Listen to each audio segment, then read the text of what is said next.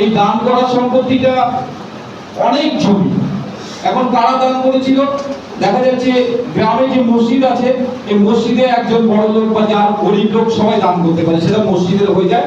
আর মসজিদের হয়ে গেলে সেটা ওয়াকফ হয়ে যায়। মসজিদ মাদ্রাসায় যদি কোনো জমি দান করে সেটা কিন্তু মাদ্রাসার হয়ে যায়, পরে ওয়াকফ হয়ে যায়। যদি ঈদগাহে কেউ জমি দান করে সেটা ঈদগাহ হয়ে যায়, পরবর্তীতে ওয়াকফ হয়ে যায়। এরকম ভারতবর্ষে মুসলিমরা প্রায় 300 বছর শাসন করেছে। তাদের যে জমি জায়গা, তাদের ধর্ম চালানোর যে সমস্ত, সেগুলো তারা দান করেছে, সেটা ওয়াকফ হিসাবে সেটা সম্পত্তি হয়ে গেছে। সেই ওয়াকফ সম্পত্তি বিভিন্নভাবে অনেকে আমরা সরকারিভাবে ব্যবহার করছি, কিন্তু ওয়াকফ হিসেবেই সেটা প্রতীয়মান। যেমন আমাদের দক্ষিণ ভারতে একটা মন্দির আছে, তিরুপতি মন্দির, সেখানে ডেলি কয়েক মণ করে সোনা দান করে, সোনা কয়েক কেজি না, কয়েক মণ করে সোনা দান করে। তিরুপতি মন্দির গুগলে সার্চ করলে পেয়ে যাবে। তো এই যে কয়েক মণ করে যে সোনা তাদের আছে, তাহলে কতশো কুইন্টাল সোনা, সেই সোনাটা ওখানে যারা ট্রাস্টি বোর্ড আছে সেই ট্রাস্টি বোর্ডের হাতে আছে, সেটা কিন্তু সরকারকে ওরা দেবে না। তারা যাদের মন্দিরের মেইনটেনেন্সে তারা লাগাবে। স্বর্ণ মন্দির যেটা পাঞ্জাবিতে, সেই স্বর্ণ মন্দিরে প্রতিদিন কয়েক কেজি করে সোনা দান হয়, সেখানে কয়েক হাজার লোক প্রতি মুহূর্তে খাচ্ছে, কয়েক লোক হলো, সেই মেইনটেনেন্স থেকে তারা স্বর্ণ মন্দিরের দাম থেকে তারা সেটাকে চালায়। সেটা দেয় যারা, সেটা দান, সেটা তাদের ট্রাস্টি, তাদের আন্ডারে থাকে। তিরুপতি মন্দির, স্বর্ণ মন্দির, আমাদের অন্যান্য মন্দির আছে, যেমন গণেশ মন্দির বোম্বে, সেখানে সব থেকে কোটিপতিরা গণেশ আমাদের অর্থের দেবতা, সেখানে কয়েক কোটি কোটি টাকা সেখানে বড় বড় লোক সেখানে দান করে, পুজো দেয়। সেই দানের অর্ঘটা সেই মন্দিরে, ওটা বিনায়ক মন্দির বলে সম্ভবত, সেই মন্দিরে জমা হয়, সেটা ট্রাস্টি বোর্ড আছে, তারা সেটা নেয়। তেমনি রামকৃষ্ণ আমাদের যে মঠ আছে, ট্রাস্ট আছে, স্বামী বিবেকানন্দ ট্রাস্ট আছে, আমাদের যে স্বামী বিবেকানন্দ যে ট্রাস্ট আছে, যেগুলো আমাদের মিশন চলে, সেখানে ভারত সেবাশ্রম আছে, তারাও একটা ট্রাস্ট, সেখানে লক্ষ লক্ষ টাকা যারা ভালোবাসে, শ্রদ্ধা করে, তারা দেয়, সেই টাকাটা তাদের। এইবার মোদীর টার্গেটটা কি? নরেন্দ্র মোদীর টার্গেট কি? রেলের থেকেও বেশি জমি মুসলিমদের আছে ওয়াকফে, অথবা ওই জমিটা টার্গেট করে আদানি আম্বানিদের দিয়ে দিতে হবে, বিক্রি করে দিতে হবে। প্রথম এটাকে টার্গেট করো। যখন এটা সহজ হয়ে যাবে, তিরুপতি মন্দিরে বলবে এত কোটি সোনা আছে, এই সোনাটা ট্যাক্স দিতে হবে, নইলে সরকারের আন্ডারে আনতে হবে, ওকে জিএসটি বসাতে হবে। একটা যদি সংবিধানের মূল ধারায় যদি আঘাত করতে পারে, তখন অন্যান্য যে কোটি কোটি টাকা অন্যান্য সম্প্রদায়ের মানুষদের কাছে ট্রাস্ট হিসাবে, তাদের মেইনটেনেন্স হিসাবে আছে, সেটাকেও দখল করতে সুবিধা হবে। এটা কিন্তু যেখানে 300 বছর মুসলিমরা শাসন করেছে, 200 বছর ইংরেজরা শাসন করেছে, হিন্দু খতরেমে ছিল না। কিন্তু ইনি 5-10 বছর আসার পরে 86%, 80% যেখানে হিন্দু, 16% মুসলিমের ভয় দেখিয়ে আসল কথা 1% আদানি আম্বানিদের এই সম্পত্তি দিয়ে দেওয়ার এবং তার থেকে বেনিফিট দেওয়ার একটা চক্রান্ত। এটা কিন্তু ধর্মীয় কোনো ব্যাপার নয়। কারণ আগেও ধর্ম ছিল, আমরা স্বামী বিবেকানন্দকে দেখেছি, যিনি শিকাগো ধর্ম সভায় বলেছিলেন যে হিন্দু ধর্মের সার্বভৌমতা কি। রামকৃষ্ণ পরমহংসদেবকে আমরা হিন্দু ধর্মের কথা বলতে শুনেছি। তিনি কালীঘাট মন্দিরে গেছিলেন, মসজিদে উঠে গেছিলেন, আজানও দিয়েছিলেন এবং তিনি বলেছিলেন যত মত তত পথ, কালী খ্রিস্ট আল্লাহ সবই এক।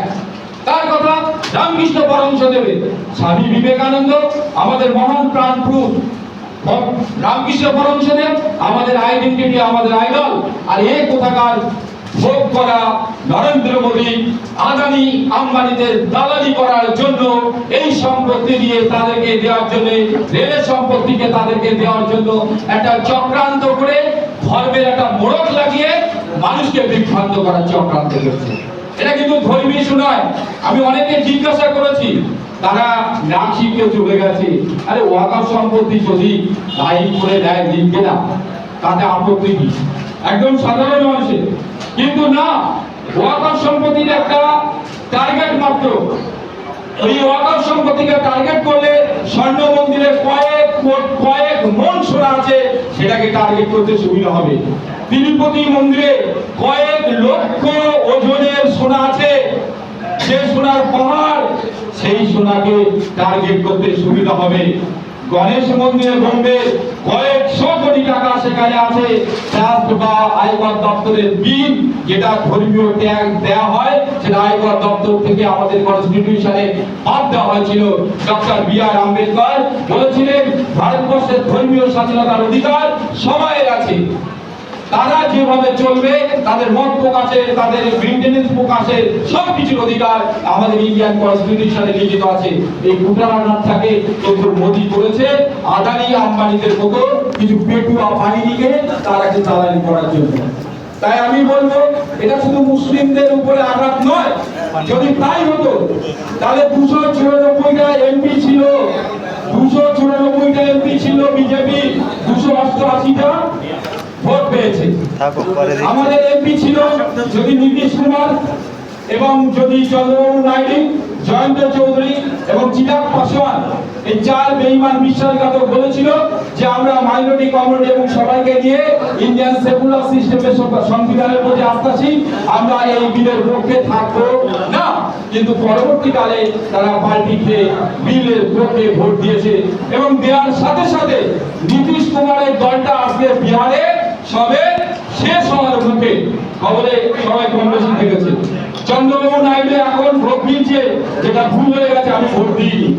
চিরাগ পাসওয়ানের কথা বাদই দিলাম, রামবিলাস পাসওয়ানের পরে চিরাগ পাসওয়ান ক্ষয়িষ্ণু একটা শক্তি, কিন্তু তেলুগু দেশম এবং নীতিশ কুমার যদি স্টিল নাও ডক্টর বি.আর. আম্বেদকরের আমাদের হিন্দু, মুসলিম, জৈন, ঈসা, খ্রিস্টান যে কনস্টিটিউশন আমাদের মধ্যে দিয়ে গেছে, আমাদের আইডেন্টিটি হিসাবে, আমাদের কাছে মূল কেন্দ্রীয় হিসাবে, সেটাকে যদি বিসর্জন না দিত তাহলে মনে হয় ভালো হতো।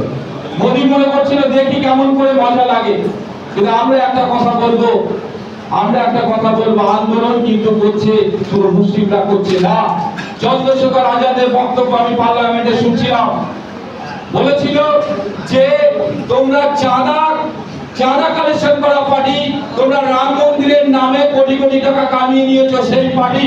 কেন রাম মন্দির যেই গঠিত হয়েছে সঙ্গে সঙ্গে 2 লাখ টাকার জমি তোমরা গভর্নমেন্টের অ্যাকোয়া করে দিয়েছে, সেই জমি 1 কোটি, 2 কোটি, 15 লাখ, 30 লাখে সঙ্গে সঙ্গে লোকে বিক্রি করে দিয়েছে।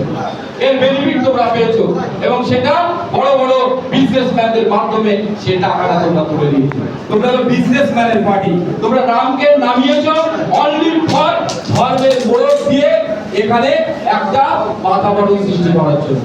আজকে রামনবমী হচ্ছে, আমি বারাসাত থেকে আসি, আমরা কেনাডারে দীর্ঘদিন একসাথে ছিলাম, আমরা হিন্দু মুসলিম এখানে একসঙ্গে, আমাদের হামাদামা বাজার সবার যৌথ বাজার।